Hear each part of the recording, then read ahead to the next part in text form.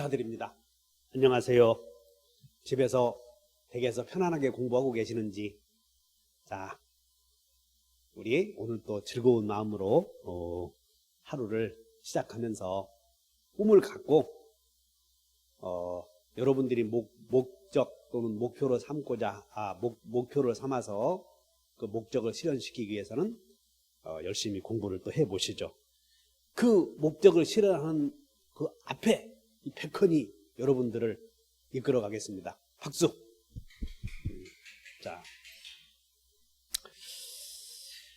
자, 오늘은 소유권 편에서 말입니다.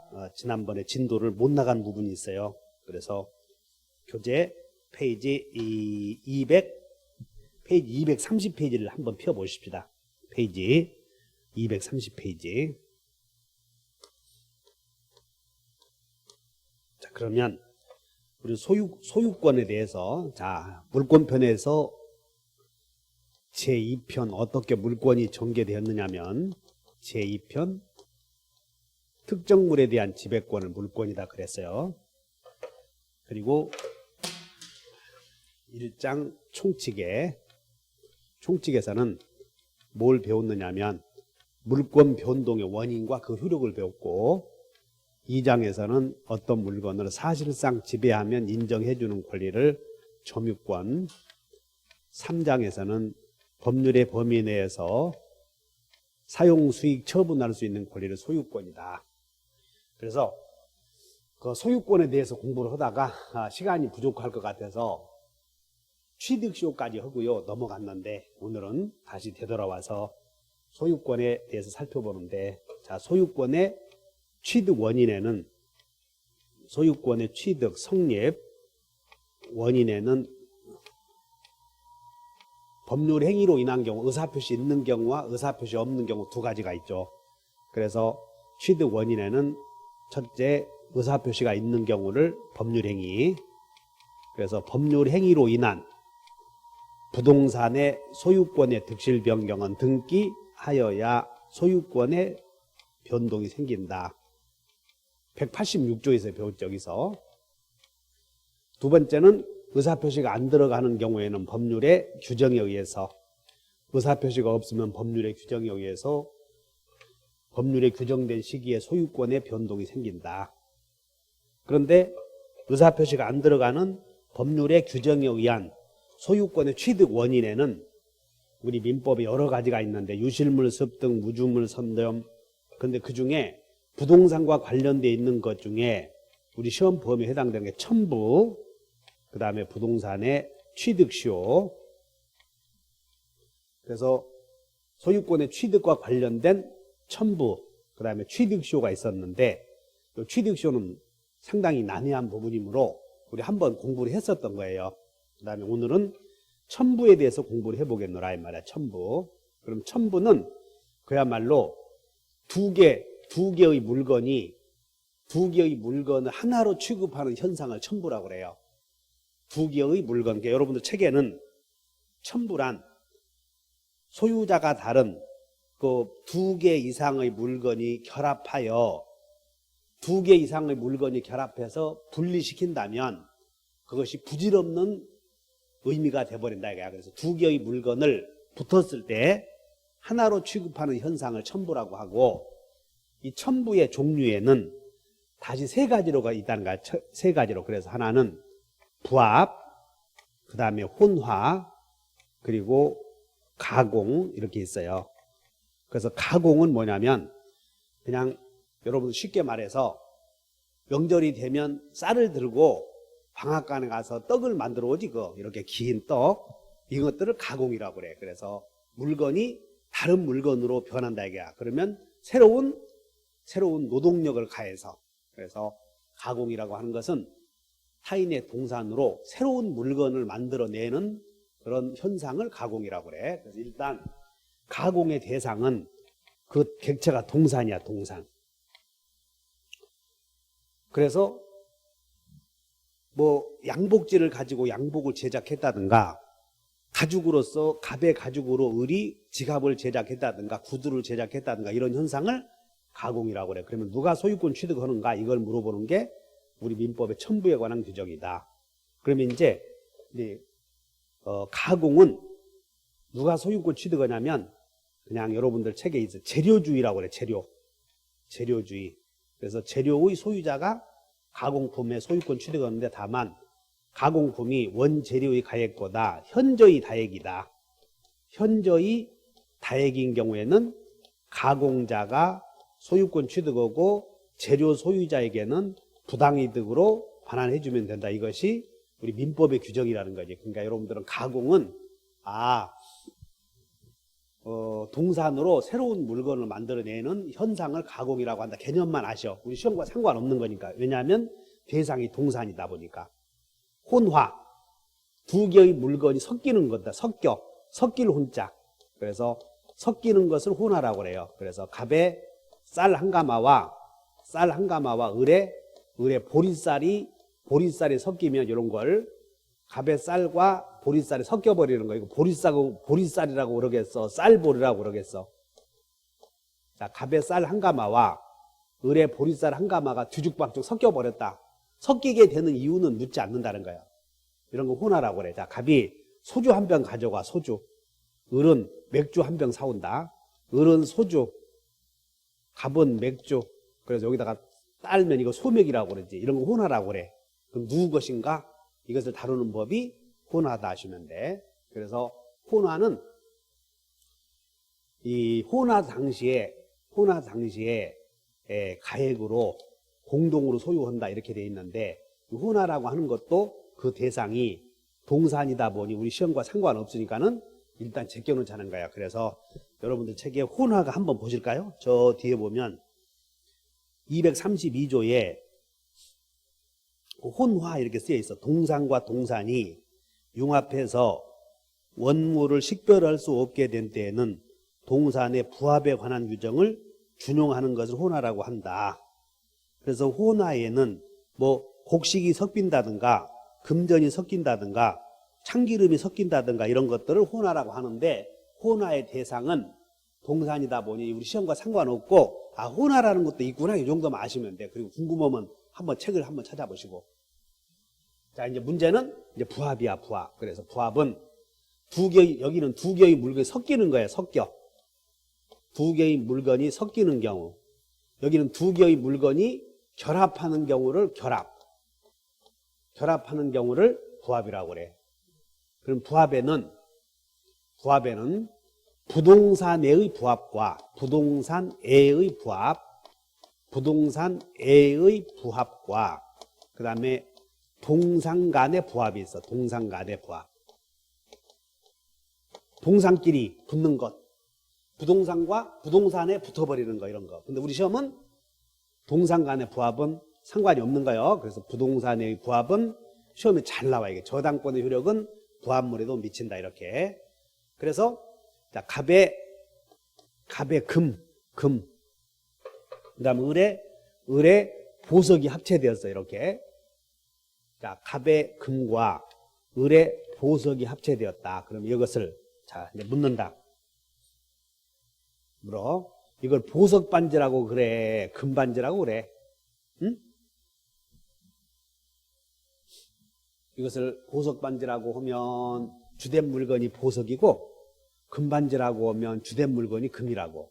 그래서 이런 것들은 보석이 달려있는 금 반지는 보석 반지라고 하지. 그래서 주된 동산의 소유자가 합성물의 소유권을 취득을 해. 그래서 보석의 소유자가 금까지 취득하고 이 을은 보석의 소유자였는데 금까지 취득하다 보니까 부당이득을 누리죠. 그래서 소유권을 상실하는 금의 소유권을 상실하는 사람에게 부당이득으로 반환해 주면 돼.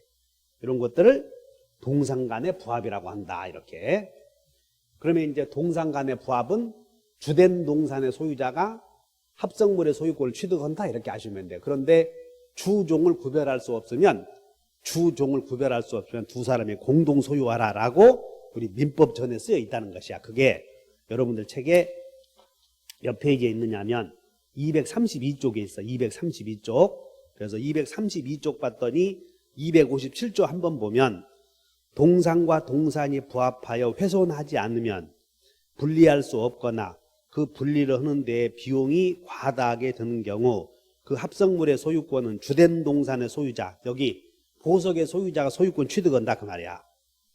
부합한 동산의 주종을 구별할 수 없는 때에는 동산의 소유자는 거기 부합 당시에 가액의 비율로 공유하라 그랬어.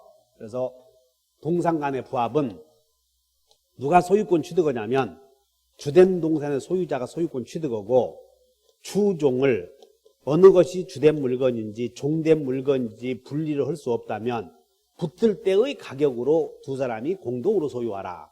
그 정도만 아시면 돼. 자, 그러면 이제 우리 시험 범위는 이제 부동산의 부합, 요게 시험 범위야.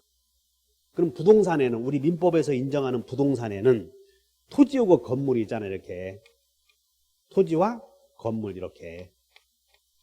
그러면 자, 을의 토지에 갑이 건물 지었다. 을의 토지에. 그러면 토지와 건물은 우리 민법에서 인정하는 독립된 물건이기 때문에 부합이라는 게 있을 수 없어요. 그래서 토지에 건물이라고 하는 부합물은 존재하지 않는다. 이렇게. 자, 이쪽으로 와보자. 이제 토지의 부합과 건물에 붙는 게 두 가지가 있어. 그러면 자, 토지에 붙는 대상은 토지와 토지는 붙을 수가 없다는 거야. 이게 토지와 토지는 부합이 있을 수 없어. 왜냐하면 토지는 한 개의 물건 아니야. 그래서 옆에 있는 땅과 그 다음에 옆에 있는 땅이 붙을 수는 없다고. 두 번째는 토지에 자, 갑의 토지에 을이 무단으로 건물을 지었다고 가정해봐. 갑의 토지에 을이 무단으로 건물. 갑의 토지에 을이 무단으로 건물 지었다 그러면 토지와 건물은 독립된 물건이라고 그랬죠. 그래서 부합이 있을 수 없고 무단으로 지었다 하더라도 을이 소유야. 을의 소유 이렇게. 그럼 갑은 소유권 침해당했죠. 그러면 침해당한 소유권자는 침해당했으므로 상대방에 청구해야지. 행위를 청구해서 토지 내놓으시오 반환 청구하고 그 다음에 건물 철거하시오 방해 제거 청구. 그래서 갑은 을에게 네가 내 토지 위에 무단으로 건물을 지었지? 그래서 토지 내놔. 동시에 건물도 철거하라 라고 방해 제거를 청구할 수 있지. 어쨌든 토지 위에 지금 토지에 건물은 붙을 수 없다. 세 번째, 자, 갑의 땅에 을이 무단으로 여기다가 농작물을 심어놔서 농작물. 그래서 주의할 것, 농작물은 언제나 경작자 소유이기 때문에 농작물은 언제나 경작자 소유이기 때문에 부합이 존재하지 않는다. 그래서 나중에 이건 어디서 공부하냐면 저당권의 효력에서 저당권이 설정된 토지나 건물을 원물이라고 부른다고. 그 원물에 붙은 물건을 부합물이라고 불러. 그러면 저당권의 효력은 부합물에도 미친다 앞에서 배웠고 종물에도 미친다 배웠고 건물 저당권의 효력은 건물 소유를 목적으로 하는 종된 거리인 토지에도 미친다 이렇게 배웠다는 것이야. 자, 토지 저당권의 효력은 타인이 무단으로 심어놓은 농작물에도 미치는가? 그러지 않다는 것이야. 농작물은 언제나 경작자 것이다 이렇게 하셔야 돼. 그래서 토지 위에 농작물은 부합이 있을 수 없다. 그 다음에 이제 여러분들 책에 조문을 한번 읽어볼 텐데 자 230페이지에 256조 한번 읽어보면 거기다가 부합의 양가로 1번 부동산의 부합 나오지. 양가로 1번 거기다가 부동산의 부합에다가 별표 5개 하는 거야. 여기서 한 문제가 나와. 부동산의 부합. 그러면 이제 일단 조문을 한번 읽어봅시다. 부동산의 소유자는 그 부동산에 부합한 물건의 소유권을 취득한다. 그러니까 일단 토지에 이 갑의 토지에 여기다가 뭔가 부합물이 있으면 부동산의 소유자는 그 토지에 부합된 물건의 소유권 취득하는데 일단 부합물이냐 아니냐 먼저 따지는 거예요. 토지나 건물이나 농작물은 토지에 부합될 수 없다는 것이야. 그러나 타인의 권원, 밑줄 보세요. 타인의 권원. 타인의 권원에 의해서 부속된 것은 그러하지 아니하다 그랬거든. 그러니까 타인의 권원에다가 타인의 권원은 부합물이 아니다. 거기다가 토지 소유자로부터 자 타인의 권원 밑줄 그시고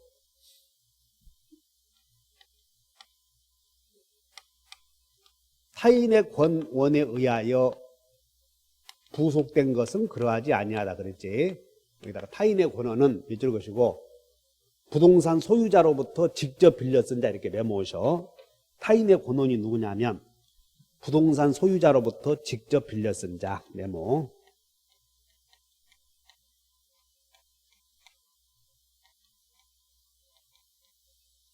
타인의 권원에 의해서 부속된 것은 부합이 아니다. 그럼 타인의 권원이 누구냐면 부동산 소유자로부터 직접 빌려 쓴 자. 자, 여기 보자. 일단 부합이 되느냐 안 되느냐 먼저 따져. 그러면 자, 갑의 토지에 을이 임차인이야, 임차인. 그럼 임차인이 임차권에 의해서 여기다가 인도의 향나무를 심어놨다고. 인도의 향나무. 그럼 토지에 나무가 부합이 되어 있다. 그럼 이 소유권은 누구에게 있느냐에 대하여 소유자로부터 정당한 권원에 의해서 직접 빌렸던 임차인이 식재해둔 수목은 부합이 아니라 그 말이야. 그럼 일단 부합이다 이런 말이 나오면 두 개를 한 개. 물건이 한 개예요, 어쨌든. 그러면 자, 임차인이 심어놓은 수목은 부합이다 그러면 한 개라는 거 토지로 취급해버려. 그런데 우리 지금 금방 256조에 타인의 권원에 의하여 부속된 것은 그러하지 아니하다 그랬죠. 그래서 그 타인의 권원이 누구냐면 임차인이나 지상권자나 전세권자 등등을 가리켜 소유자로부터 직접 빌려 쓴 자, 사용차권자도 마찬가지야. 이번에는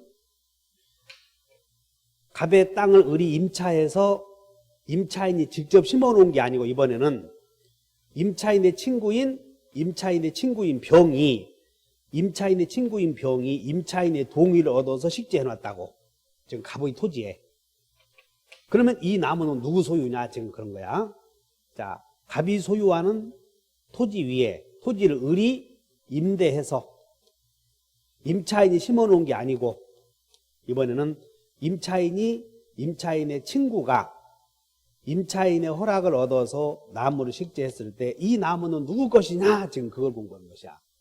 그래서 여기서 임차인이 심어놓은 수목은 여기 보면 부합이 아니야. 임차인이 심어놓은 수목은 부합이 아니라고.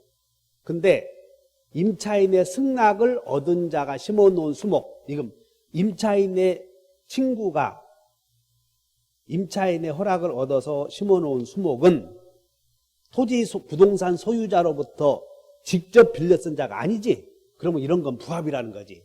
그래서 임차인의 친구가 소유자의 승낙 없이 임차인의 허락만 받아서 병이 을의 허락만 받아서 심어놓은 수목은 부합이므로 요건 토지 소유물이다 그 말이야. 소유물. 그래서 이 나무는 갑의 소유다 이렇게 하셔야 돼. 그래서 임차인의 승낙을 받은 자가 심어놓은 수목은 여기는 부합물이다 그런 말이야. 그 다음에 유류 저장 탱크가 있어. 땅에다가 여러분들 그 주유소에 기름을 저장하는 탱크 있지? 그거. 자, 이 유류 저장 탱크는 임차인이 매설했다면 부합이 아니야. 유류 저장소는.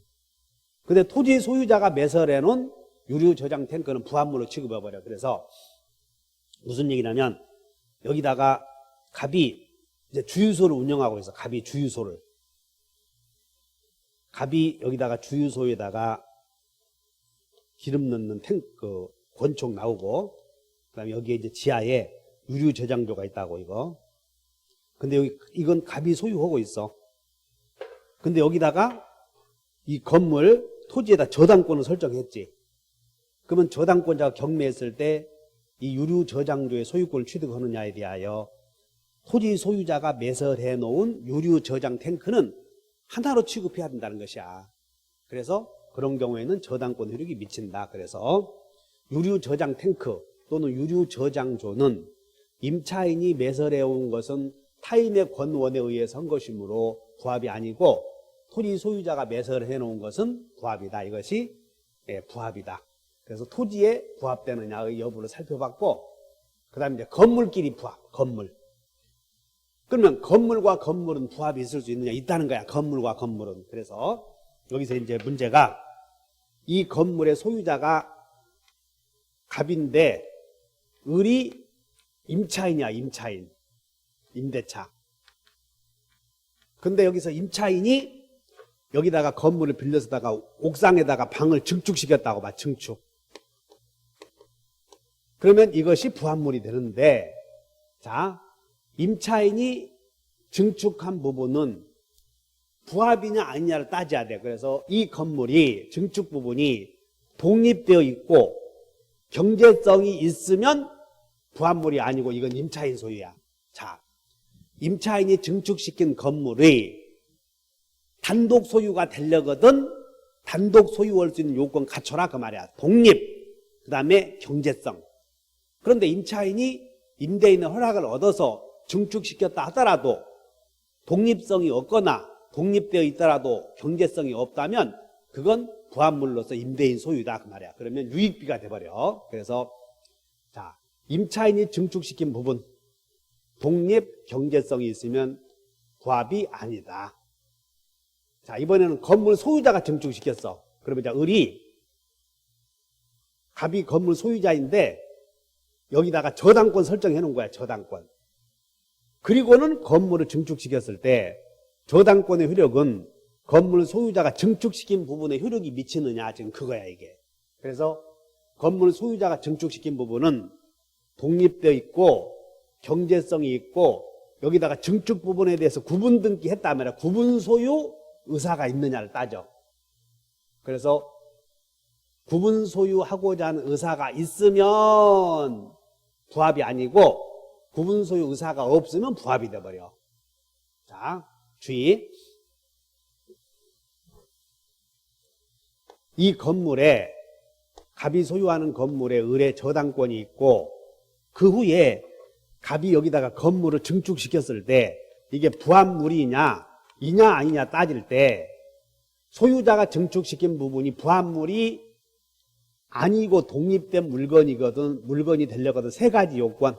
독립성이 있어야 되고 경제성이 있어야 되고 갑이 이 건물을 요 건물과 구분해서 소유하고자 하는 의사가 있어야 한다 그 말이야 이게. 그러면 이 세 가지 요건 갖추면 부합이 아니다.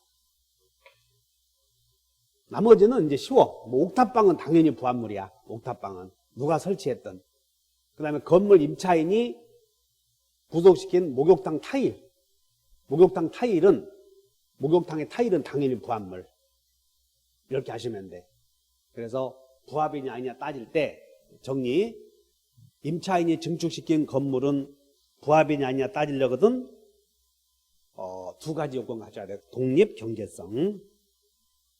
자, 이렇게 생각하시고 읽어보시면 자, 이제 231페이지를 한번 보시면 타인의 예외바 타인의 권한에 의해서 부속된 것인 때에는 부합이 아니고 부속시킨 자의 소유자이다. 그 타인의 권한이란 아까 설명했지? 지상권, 전세권, 임차권은 사용대차권은 타인의 권한이다. 그러나 니은번 권원이 없는 자가 소유자의 승낙을 받음이 없이 자, 임차인의 승낙만을 받아서 그 부동산 위에 나무를 심었다면 이것은 부합물이 되므로 토지 소유자 소유이다. 그러면 토지 소유자에게 소유권 주장하지 못한다. 그 다음 이제 미음번 타인의 권한에 의하여 부속시킨 경우에도 부속된 물건이 구조상 이용상 독립성이 없어서 부동산의 구성 부분이 된 경우 그 물건의 소유권은 소유자에게 귀속한다. 즉 지금 건물의 부합을 가리키는 것이야. 지금 건물끼리 부합. 그래서 건물과 건물은 부합이 있을 수 있는데 임차인이 증축시킨 부분이 독립된 부합이 안 되려거든 독립 경제성이 있어야 되고 소유자가 증축시킨 부분이 부합이 안 되려거든 세 가지 요소를 갖춰라. 이렇게 관련 문제 건물의 부합 동그라미 1번 우리 법제상 건물이 토지에 부합할 수는 없다. 이거 그러니까 토지가 부합하거나 토지 위에 건물이 부합하는 경우는 없고 토지 위에 농작물도 부합하지 않는다. 2번 농작물 언제나 경작자 소유이다. 한 장 넘겨요. 232페이지에 건물의 증축 부분 나오죠? 건물의 증축 부분에서 아까 임차인이 증축시킨 부분 소유자가 증축시킨 부분 두 가지 따져. 그래서 거기다가 메모해 보세요. 3번 건물의 증축 부분 3번에다가 건물의 증축 부분 이렇게 쓰여 있네요. 건물의 증축 부분. 그런데 그 건물의 증축이 누가 했느냐 그 말이에요. 누가 건물에 증축시켰느냐. 그러면 첫째 임차인이 증축한 부분, 임차인이 증축한 경우도 있을 것이고 건물 소유자가 증축한 경우도 있을 것이야. 그럼 임차인이 증축시킨 부분이 임차인 소유가 되려거든 두 가지 요건, 독립이 되어 있어야 되고 그 다음에 경제성이 있어야 돼. 경제성. 근데 소유자가 증축시킨 부분은 두 가지만 있어서는 안 되고 독립도 있어야 되고 경제성도 있어야 되고 하나 더 있어야 된다는 거야. 구분 소유 의사가 있어야 돼. 구분 소유 의사.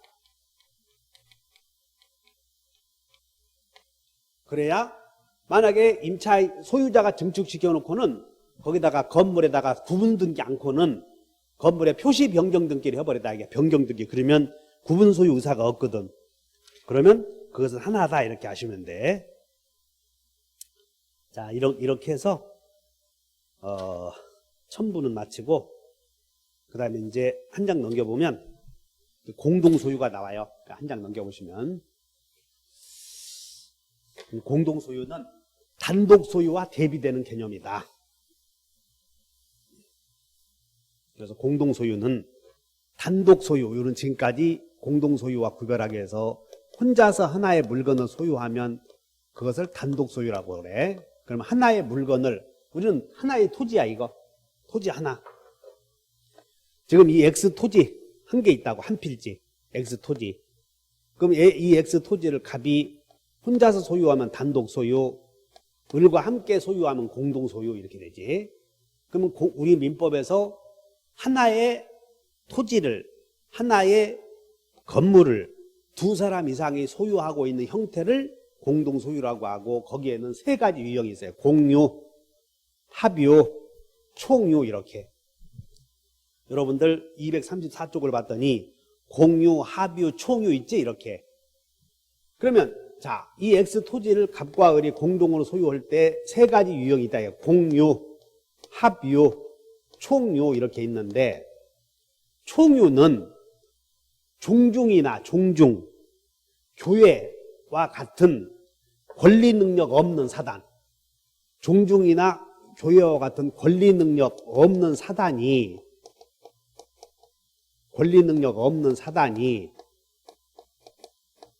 집합체로서 하나의 물건을 소유하면 총유라고 그래요. 그냥 종중 땅은 총유다 이렇게 아시면 돼. 종중 땅은. 그러면 그 종중 땅은 총유이고 만약에 갑과 을이 종중원이라면 이건 총유라는 것이야. 종중원. 합유는 조합체가 뭐냐면 조합 있지, 조합. 동업자들의 모임을 조합이라고 해요. 동업. 따라서 합유는 갑과 을이 합유는 공동사업 목적이야. 공동사업 목적. 공동사업을 동업. 그래서 공동사업을 목적으로 해서 하나의 토지를 갖고 있으면 합유다 이렇게 하셔야 돼. 공동으로 사업을 하기 위해서 하나의 토지를 갑과 을이 소유하게 되었다면 합유. 그 다음에 갑과 을이 그냥 우연히 중개사 공부하다가 야 우리 저 땅 사놓으면 나중에 땅값 올라가면 이렇게 이익이 날 텐데 이것은 공동의 목적이야. 거기는. 근데 거기는 공동의 목적이 뭐냐면 사업 목적이 아니야. 여기는. 그래서 공유는 우연히 만나서 우연히 하나의 물건을 소유하게 되는 경우를 공유다 하시면 돼. 그래서 공유는 그냥 둘이 만나서 그냥 땅 하나 사놓는 거예요. 땅값 올라가면 뭐 팔고.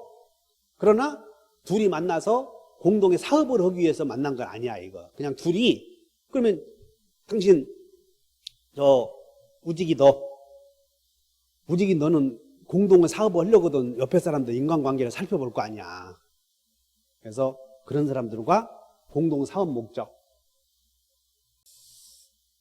공유는 우연히 만나서 하나의 물건을 소유하게 되므로 자, 우연히 만나서 하나의 물건을 소유하게 되었으니 갈 때도 우연히 가버리면 돼. 그래서 공유자들은 하나의 물건을 소유하는 비율을 지분이라고 하고 공유는 우연히 만나서 하나의 물건을 소유하게 되었으므로 소유 비율을 지분이라고 그래. 소유 비율. 그 다음에 합유는 동업하기 위해서 공동사업을 목적으로 토지를 서놨으니까는 당연히 여기도 지분이 있다는 것이야, 지분이. 근데 총유는 종중 땅이나 권리 능력 없는 사단, 동창회, 연세대학교 동창회 재산 이런 것들이 총유라는 것이야. 그래서 만약에 그것이 법인으로 등록이 되었다면 단독 소유고 법인에. 근데 권리 능력 없는 사단이 하나의 물건을 공동으로 소유하게 되었다. 그러니까 총유는 중요한 게 권리 능력 없는 사단. 없는 사단이 뭐냐면 사람의 단체를 사단이라고 그래요. 그래서 권리 능력 없는 사단이 집합체로서 하나의 물건을 소유하게 되는 경우를 총유라고 하고, 총유는 하나의 물건을 구성하는 양적 비율, 지분이 없어, 총유는.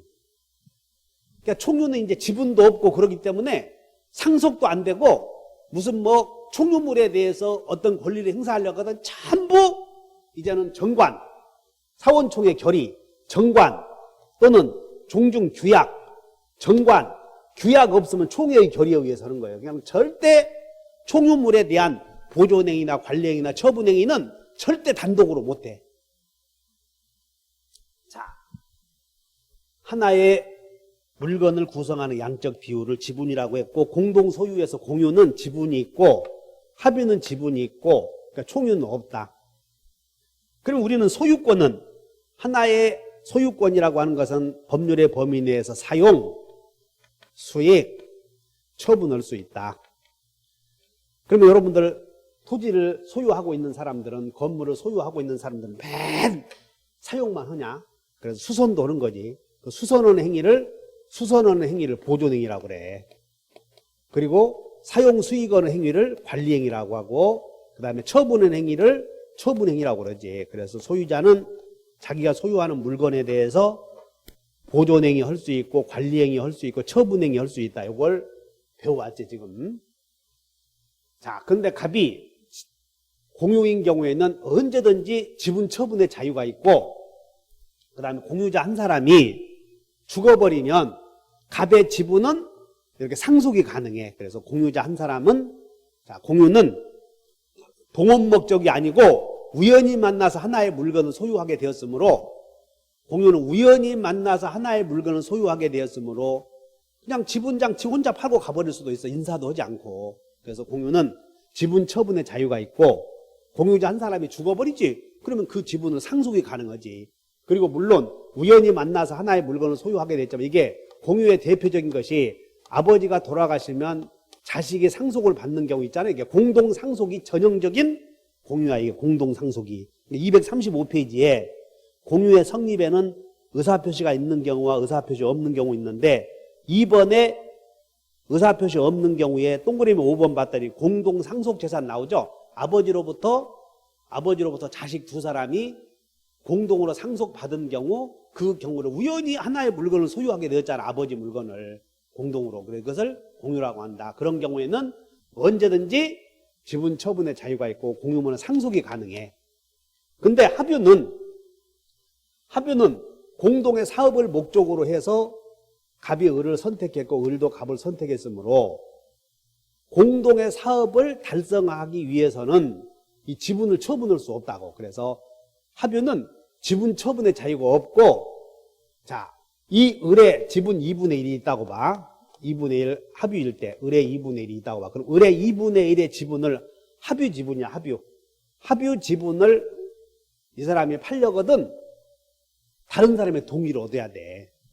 그래서 이 을이 합유 지분을 팔려고 했다. 그런 경우에는 남는 사람, 이 갑이 새로운 사람이 동업을 하기 때문에 합유 지분을 처분하려거든 이것은 각자가 처분 못하고 합유자 전원의 동의가 있어야 돼. 전원의 동의.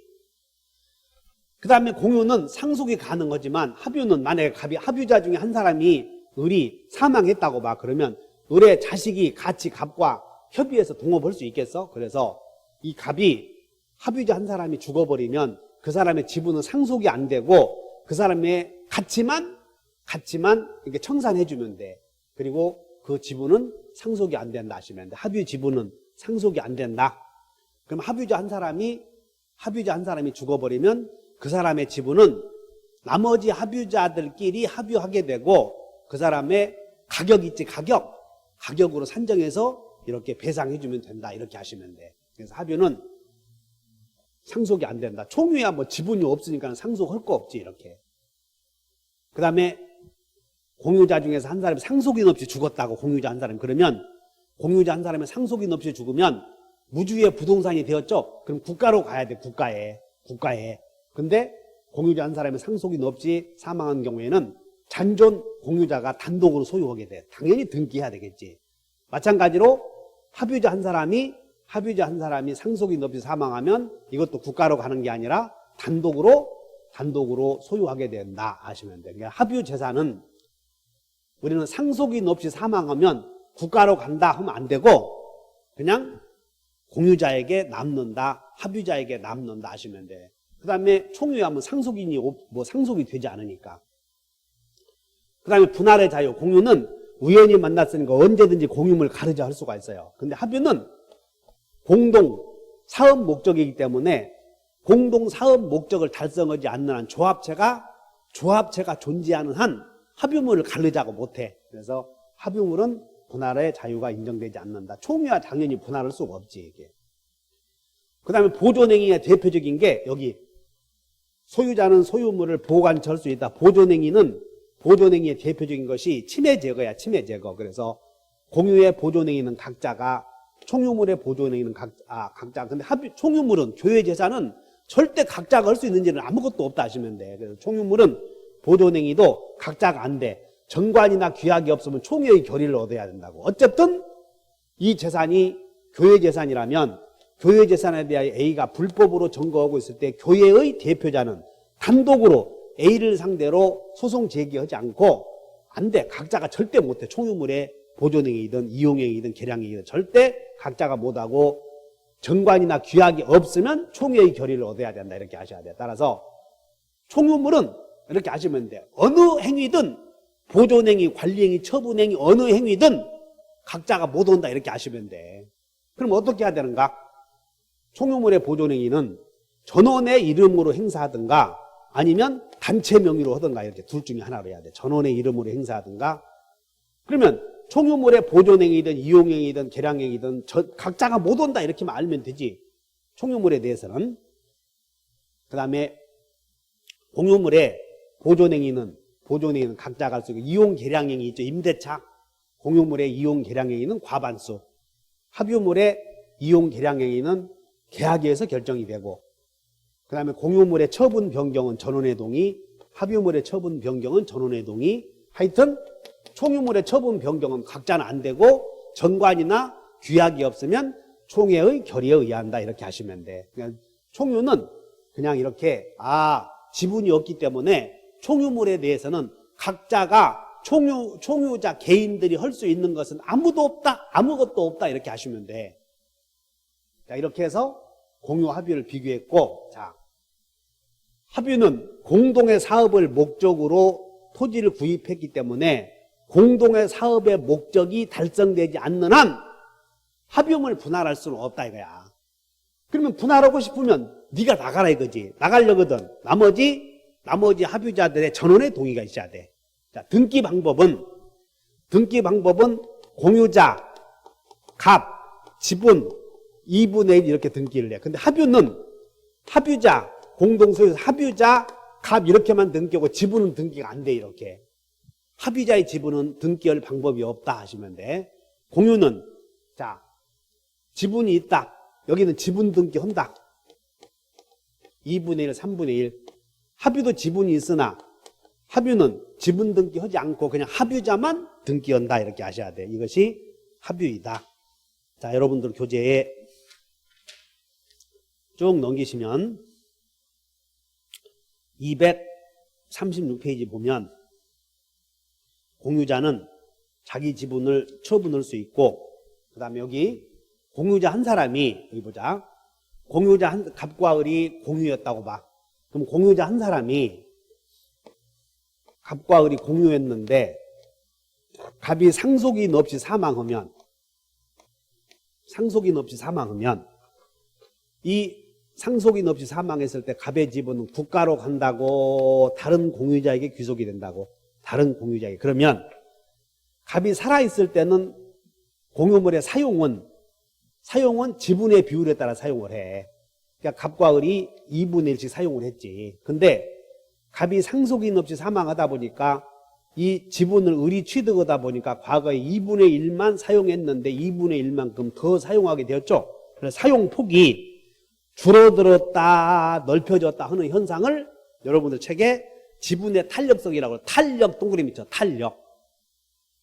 그러니까 그 말이 뭔 얘기인지 이해해 줘야 돼. 지분의 탄력성이 적용된다. 이 말은 공유자 한 사람이 상속인 없이 사망하면 그 사망자의 지분은 국가로 가지 않고 잔존 공유자에게 귀속되는 현상을 여러분들 지분의 탄력성이라고 그래. 그래서 267조 보면 공유자가 지분을 포기하거나 상속인 없이 사망하면 그 지분은 국가로 가 다른 공유자에게 귀속이 돼. 다른 공유자에게 지분의 비율로 소유하게 된다. 그런 뜻이야. 이걸 지분의 탄력성이라고 그래.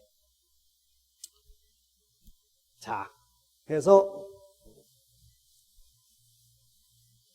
이번 시간에는 공유가 뭐냐, 합유가 뭐냐, 그 다음에 총유가 뭐냐, 이게 간단하게 살펴봤고, 자, 쉬었다가 이어서 강의를 계속해 나가겠습니다.